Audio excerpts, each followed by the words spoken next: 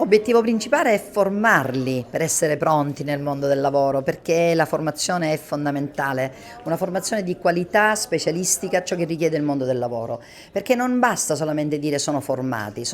per cosa? Quindi attenzione alle figure professionali in uscita che noi formiamo, che sono ovviamente figure specialistiche, figure che fanno parte del mondo della mobilità e trasporti, dell'energia rinnovabile, quindi tecnici superiori, e su quelli in collaborazione, in stretta collaborazione con le aziende che ci danno l'input e che accoglieranno i nostri ragazzi, i nostri giovani per poterli formare in contesto lavorativo, anche con apprendistato di alta formazione e ricerca, riusciamo a far sì che la formazione sia completa, che ci sia la parte teorica, quindi quello che fanno in aula e quello che fanno in laboratorio. Qui ci sono dei laboratori incredibili, abbiamo anche un aereo vero per i manutentori del mezzo aereo e non solo, ma anche in contesto lavorativo dove ovviamente sia l'ambiente che le sinergie sono molto diverse dall'ambiente formativo, quindi dall'ambiente teoricamente accademico, per cui una formazione a tutto tondo, completa, che permette ai nostri ragazzi di essere pronti per potersi inserire veramente, costruttivamente nel mondo del lavoro,